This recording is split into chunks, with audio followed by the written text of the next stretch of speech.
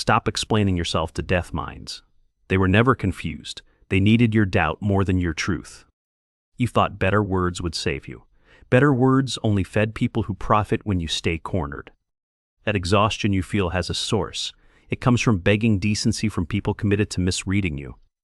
Manipulators love your long explanations.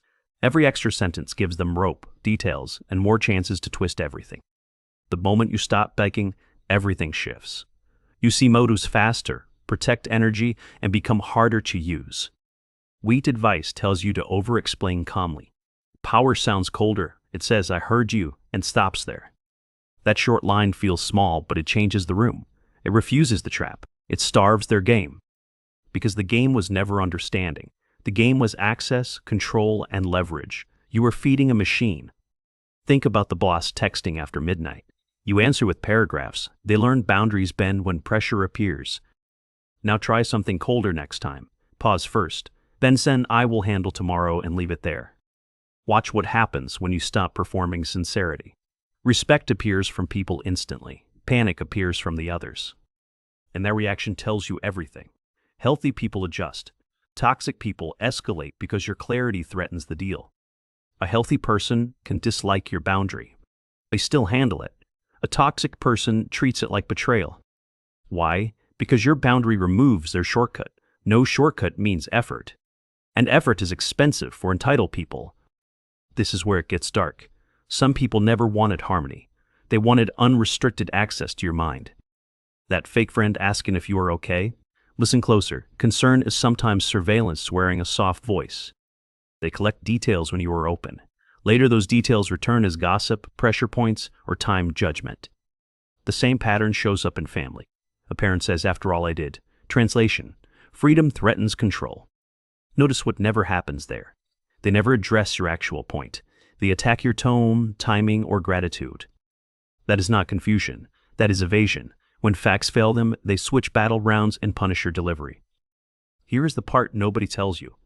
Being understood is overrated around manipulators. What matters is being unreadable. Not cold for drama, cold for safety. When they cannot predict your guilt, they lose the steering wheel. Most people miss the next layer. Over-explaining is not kindness. It is often fear dressed like pure politeness.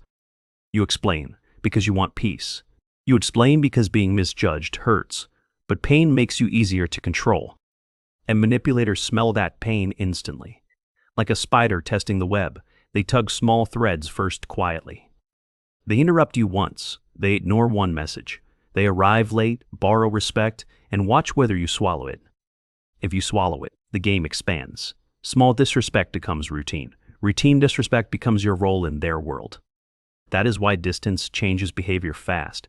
Your absence removes supply. Suddenly they can hear what words never taught. You have seen this before. They ignored every plea. Then one withdrawal made them polite, curious, and weirdly respectful. That was never love waking up. That was leverage collapsing. Respect arrived because their access felt suddenly uncertain. Here is another truth they hide. Silence is not always weakness. Sometimes silence is you refusing to finance chaos. But nuance matters here. Silence can be healthy or manipulative depending on intent. Control hides behind punishment, not peace. When you go quiet to regulate, that is strength. When they go quiet to punish, that is a weapon. So stop chasing every silent treatment. Let them sulk.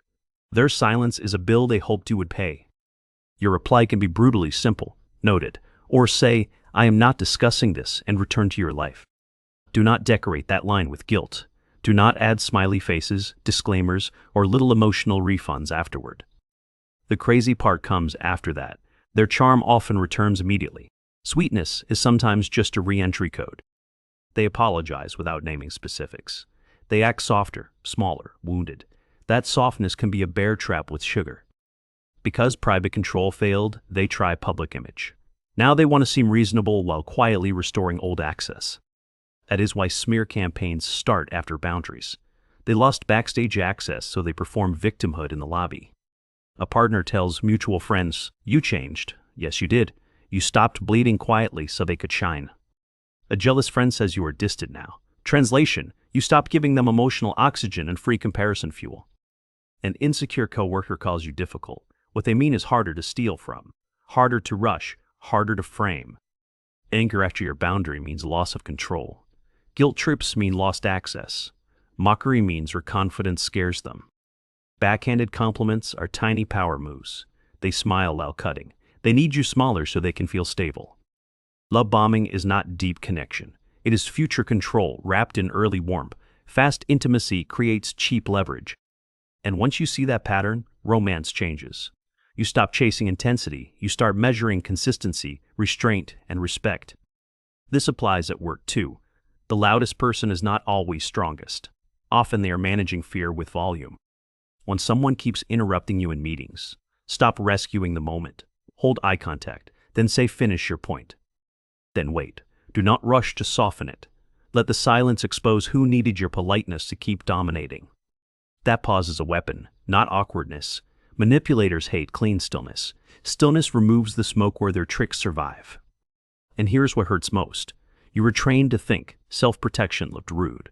That training served predators. People-pleasing feels noble until the bill arrives. The bill is resentment, confusion, and a life built around damage control. That is why your stomach tightens before certain calls. Your body already knows who turns conversation into an ambush. Quick question before we go deeper. When did someone punish your boundary instead of respecting it? Your answer helps others. Drop that moment in the comments. Keep it simple and real. Somebody reading there still thinks the problem is them. And if you see your own pattern now, good. Recognition is the turning point.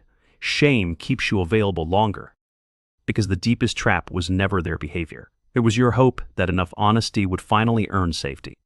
Safety never comes from convincing a manipulator. Safety comes from limiting access, different strategy, different outcome, different life. That is the advanced nuance people miss. A boundary is not control. It is a decision about your own availability. Control tells others what they must feel. A boundary tells them what happens if they cross your line. You are not forcing them to change. You are changing your own participation. That difference is clean, legal, and powerful. So when they say you are controlling now, hear the subtext. Your freedom ended their convenience. That is all. The same thing happens with fake reconciliation. They return months later acting casual. No repair, no accountability, just access. Do not confuse re-entry with remorse. Remorse names the harm clearly. Re-entry skips the harm and tests the door. Your best response is painfully boring, interesting, or say my answer is the same and refuse to restart old theater. Boring is powerful because drama needs your energy. When you stop donating that energy, manipulative stories collapse faster. This is also why some people call you cold. They never noticed your warmth. They only noticed their access. You gave rides, listening, forgiveness, second chances. None of that counted until it disappeared. Then suddenly, you mattered. That should tell you something brutal. Their hunger was never proof of your worth. It was proof of their need. And this next part stings. Some people understand you perfectly. They pretend not to because confusion gives them cover. That partner who says, I do not know what you mean. They know enough. They just hate the accountability. That boss who says you are too sensitive. They heard the disrespect. Sensitivity is the label they use. That relative who says family should forgive everything. What they want is immunity. Accountability feels like disrespect to the entitled. So stop asking why they do not get it. Ask what they gain by pretending not to get it. Once you ask that question, the fog clears. Suddenly every delayed reply, fake concern, and twisted story makes sense. Here comes the shift they fear most. You stop treating each incident separately. You finally see the pattern. Patterns change your strategy. You stop arguing facts with someone committed to distortion. You start protecting position, time, and access. That means shorter replies, slower replies, and fewer emotional details. It means neutral faces and cleaner exits too. Leave the message unread sometimes. Keep your face neutral. Do not defend yourself instantly when they bait you. That restraint unnerves manipulative people. They expect instant access to your emotions. Deny that and they lose balance. Some will accuse you of changing. Agree with them. Say, yes, I changed, and let that sentence breathe. Some will demand an explanation anyway. Do not feed the cross-examination. Say, I am not explaining myself. Others will bait you with accusations. That is when you use say that again and make them hear themselves. The line is powerful because it forces daylight. Many insults survive only in speed. Repetition makes ugliness harder to hide. And if they keep pushing, end it. We are done here. Then leave before your old habits return. Walking away is not losing. Sometimes distance is stronger than confrontation. You cannot debate someone addicted to misusing access. That matters because not every battle deserves language. Some situations require strategy, not closure. Closure is often a luxury. Forgiveness and reconciliation are not the same thing. You can release bitterness without reopening the door they kicked in. That distinction saves people years of regret. Mercy without access is wisdom.